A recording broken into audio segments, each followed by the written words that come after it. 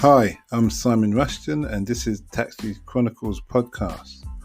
On this podcast, we spontaneously interview unsuspecting passengers with their permission, allowing them to share their intimate life stories and concerns.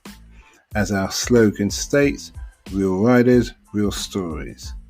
Some riders prefer to be anonymous, while others ask me to tell their story later on. Either way, there are all genuine 5 to 10 minutes stories, so sit back and enjoy this episode. Morning. Yes, we're back with the Taxis Chronicles. Today we have a lovely lady called Anne. She's an artist and there's other things about her which I'm sure we're going to find out. But we're going to mainly focus on the arts. So Anne, tell me, how long have you been an artist? What motivates you to be an artist? And how did you get into being an artist? Okay, well, I had a wonderful grandfather who used to take me when I was a little girl outside and get me to look at the clouds and the trees and the sky and all of that and say it's all there for you to enjoy. It's this beautiful world that we live in, and got me to notice from a very young age. And he would be outside painting, and he would very generously let me have my little canvas and mess about with his paints and paintbrushes and things. And we had a very warm and special relationship, and that is how I got into it. Mm-hmm. So what age was that? About what age? Tiny, 5. So you've been in. I used to cut his hair actually. He let me cut his hair from even earlier. Was he like me? Just you can't go wrong. Yeah, a bit. Okay. But I took it very seriously. He had about 3 hairs and I cut them very well. Okay, that's good. Yeah. So what motivates you? What motivates me? Well, look, I'm painting trees and plants and flowers at the moment. And I use a calligraphic technique which is learnt. Iran cultures, all cultures of the world have a calligraphic history for writing their sacred scripts, documents. Sorry, let me just stop you. Yeah. Can you explain calligraphic? Because I'm not sure. Beautiful writing. Okay. Some people with brushes, some people with pen and ink. Whatever. From the earliest time, we've like hieroglyphics and things like that. Yeah, but okay. I mean, every culture's got them. Okay. So anything that was important was written beautifully, or drawn beautifully, and kept somehow. So that's always interested me. And anyway, so long story short, I've got all this beautiful Japanese paper and some beautiful Japanese handmade brushes. Mm-hmm. And I go to Kew Gardens or Hampstead Heath, and I find a beautiful tree or plant that sort of talks to me on the day, and then I sit down with my roll of paper and paints, and I paint as a meditation. So going down this big scroll, which can be 1 meter, 2 meters, mm-hmm. painting as if I was painting a sacred script, but that's the tree. So copying the leaves and branches, brushstroke by brushstroke. Okay. Yeah. You say when it speaks to you, how do you mean that? Is there a spiritual side? Is there a spiritual side to it? There is a spiritual side, not to be kooky about it, but something that you can't really put words to. And it's also awesome. It's something that, it's emotional, so it seizes me emotionally. It's visual, it's a beautiful thing. Mm-hmm. And it's also something beyond us, something that we can't really understand, something that's kind of out of our world, out of our grasp. Mm-hmm. So, if you want to call that spiritual, yes, spiritual. Do you do you solely focus on landscape, or do you do portrait? Do you like people and other things? Or okay, so my nature? training was very, very classical, and we had to do life drawing and life painting. And when my daughters were little and they'd been naughty, I used to make them sit still somewhere for 10 minutes and I would draw them or paint them. But no, so no, not really. No, it's only trees and plants now, and it's not really landscape. It's more, I guess you could say a portrait of that particular plant at that particular moment. Did you go to uni to do art? I did.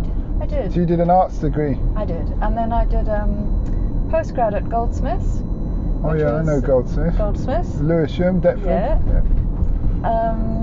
In art therapy. Okay. Which was fascinating. Really, really interesting. Yeah. So you were really into this art business? Yeah, the business is the difficult part of it, but the art, yes. So tell us, first of all, what's the name of your you got a website, you got Instagram? Yeah. My website is www.annemackenzie.com. Do you want to spell that? Just make sure everyone's on the same page if they're looking for you. It's ANNEMCKENZIE.com. Are you on Insta? And I'm on Insta. I'm zoe.ltd. Okay, well that's good that people can find you. Yeah, I love Insta. I really love it, don't you? You just connect with so many different people. Yeah, I love it. well I can believe there's so many people posting their art. Yeah. So you must have loads of thousands of friends who are in the art world. And the wonderful thing about it is it's not verbal, so you're not tied to language. You can go right across cultures just because you're using Oh yeah, I see that. There's that kind of connection, you could say a spiritual connection, where people can see, feel, like, and move on. Yeah, and grow. And it gives them inspiration as well. And grow, and it also is, we're all part of one thing. I love it. I love that. Yeah, I understand. So, do you earn a living through this art? I am doing my best, but no. Okay. Yeah. If you was to meet like your daughters, sorry, not if you was to meet, sorry. Yeah. How would you encourage your daughters to be in the art business? Okay, so my daughters are interesting in that they've seen me sort of love what I do, but it's slightly precarious money-wise. And they've both chosen scientific courses to follow.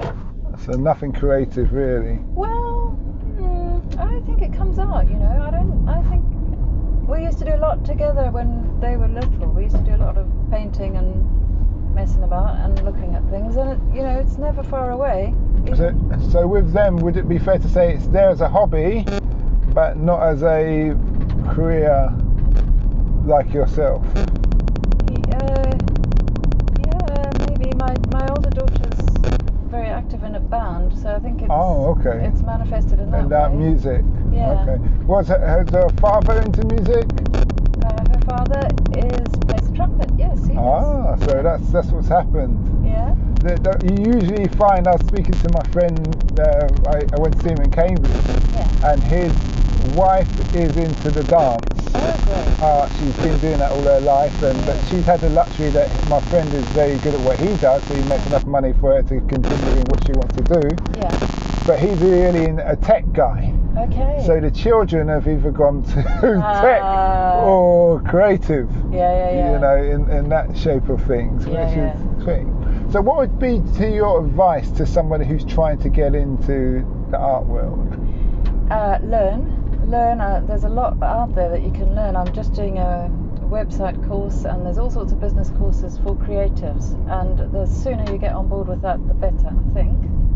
Would you encourage them to go to uni, or do you think they can learn through YouTube courses and learning from the people who are actually successful in what they're doing? Well, the world is changing so much, especially with this COVID crisis, isn't it? I think that there's so much to be gained from interacting with like-minded people. I'm not sure that you can get that online. I'm not sure. So if you can find a group of like-minded people and help each other, fabulous. Okay. All right. The reason why I asked that is because as a podcaster myself, I did my podcast course online. Okay, great. And it was people as far as South America, with all the way over to Asia, all the way across Europe. Great. And we've kept in touch for the best part of a year. Fabulous. And we've motivated each other, and we've actually formed a podcast show called Podcasters Unleashed, which we do on Mondays at 7 p.m. GMT time. I'll be listening. And we talk about whatever Yeah. is the current subject. Yeah. Because we've all got different niches, so it wouldn't be fair to pick a niche. You just talk about the current affairs, whether it's the Bill Gates, whether it's Boris and his 6 people, 7 people, all that kind of thing. Yeah. But we did it all online. Great. And then it also gets personal, where if someone's feeling down or someone's not coming on the group calls, you chase them up. Okay. You have that kind of personal video call, or whatever you have, or you have a group video call. Everybody say, "Come on, Bill. Yeah. Don't worry, it's going to be all right." Yeah. So what I learned from that is, and a lot of the like the main people on YouTube is entrepreneurs, I should say. They say, well, university is going to become obsolete in certain industries. So stuff that you can learn online, you won't need a uni for. Okay. Do you see what I mean? And that's what they're saying. They're saying, why would you go to uni and learn second-hand information? And you could go to the equivalent of Vincent van Gogh online and learn something a lot easier and for either free or a lot cheaper.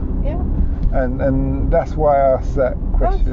Both valid, don't you think? And I also think, I don't know about you, but any experience you go in, very often the thing you take away or the thing that you learn is not the thing you went in to learn. That's very true. Isn't it? That's very true. I didn't see that coming. Actually, when I did it was on a channel called London Real, the course was called Broadcast Yourself. I didn't realise it was about podcasting. I just knew I understood that it's about how to get an audience online. But he actually introduced me to podcasting. Since then, I've been doing this podcast and another podcast called Africa Investor Stories. And your listeners are coming up more and more and more and more. I'm on 2,000 something now, or views, listens plus. But you're really right there. You're really, really right. So what's the impact you want to have on the world? Look after our trees. We need more trees, don't we? So I take it you vote for the Green Party. Green, I have done all my life. Okay. Do you know, I was watching David Attenborough, and he said the forests in the northern hemisphere going to the Arctic, Norway and northern Canada have got so big that it's unbelievable now that they've never in our lifetime been that at the capacity they have, because we've stopped using like fossil fuels, and so they've really grown, which is a great thing, obviously, because it's cleaning, filtering air up north, things like that. Obviously different things are going on down south and stuff, but we need diversity. We need diversity in plant life as we do in human life. We need diversity. It's really, really important. I hear that. But I suppose they say if you want to save the planet, you've got to save world poverty. I think the two go hand in hand. Because definitely, because you can't tell a poor man not to burn a fossil fuel and he needs to feed his family. Yeah, but you can get that same man to have to look after his beautiful natural indigenous trees and habitat and make a living at the same time, can't you? And then you win-win. Not I wouldn't say you can if his family's okay. But if they're not, he's not interested. So what you need to, because you if you're telling him to do something, and it's also, remember, tradition. There's tradition of what people do naturally. It's just like English people drinking tea. If you say milk comes from China and India. But it's embedded in us now. I've been in the military, and one thing we never run out of was tea bags. We always had tea bags. So it's like you're trying to change his mindset and his way of doing things. You've got to have something that's much better. So it's got to be a gain and be more efficient. It can't just be, well, this is a bit. No, absolutely. It's got to work. It's got to work. It's got to work in every shape or form of things, really. In that. So, what does the future hold for Anne then? What does the future hold for me? hopefully lots more painting. And hopefully once this whole COVID thing is over, I've been painting it now, these banners, for 2.5 years, with the idea of making this sort of paper forest. Okay. So I've got all these rolls of papers that I've painted throughout the seasons and all different plants. And so the idea was to make an installation that people could come and walk through and experience. So hopefully that'll become a reality at some point. At the moment it can't be done, but hopefully in the future that will happen. Okay, well that's good. Well, thanks for that interview.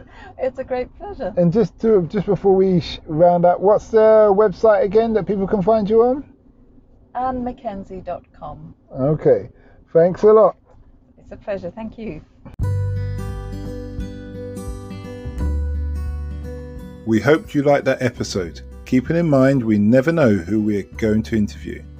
We post twice a day, 8 a.m. and 5 p.m. GMT. Have you ever considered the future economies to invest in? Why not listen to our sister podcast, Africa Investor Stories? Considering Africa has the fastest growing economies and population on Earth, and has done for many years, it holds 30% of the world's known natural resources.